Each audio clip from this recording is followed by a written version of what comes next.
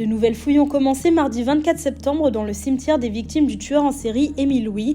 L'enquête sur de possibles nouvelles victimes de celui que l'on surnomme le boucher de Lyon, déjà condamné pour la mort de 7 jeunes filles, a été relancée à l'endroit où les corps de certaines de ses victimes ont été découverts. Les enquêteurs recherchent les restes de Marie-Jeanne Ambroisine Coussin.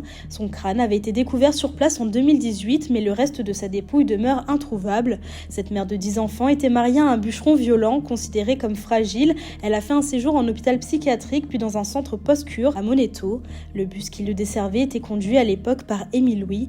Elle est portée disparue en 1975. Aujourd'hui, quelques 140 gendarmes et militaires déployés sur la zone où les corps des victimes d'Émile Louis ont été retrouvés vont tenter de mettre à jour sa dépouille. Cette campagne de fouilles qui devrait durer jusqu'au 4 octobre concerne aussi d'autres victimes potentielles dont les corps n'ont jamais été retrouvés. Parmi elles, Françoise Lemoine, 27 ans, disparue en mars 1975, Christine Marlot, 15 ans, disparue le 23 janvier 1977, Chantal Gras, 18 ans, disparue le 21 avril 1977, Bernadette Lemoine, 19 ans, disparue en mars 1978, qui n'est autre que la sœur de Françoise, et Martine Renaud, 16 ans, disparue en septembre 1979. Décédée en 2013 à l'âge de 79 ans, Émile Louis a été condamné à la prison à perpétuité en 2004, puis une nouvelle fois en appel en 2006.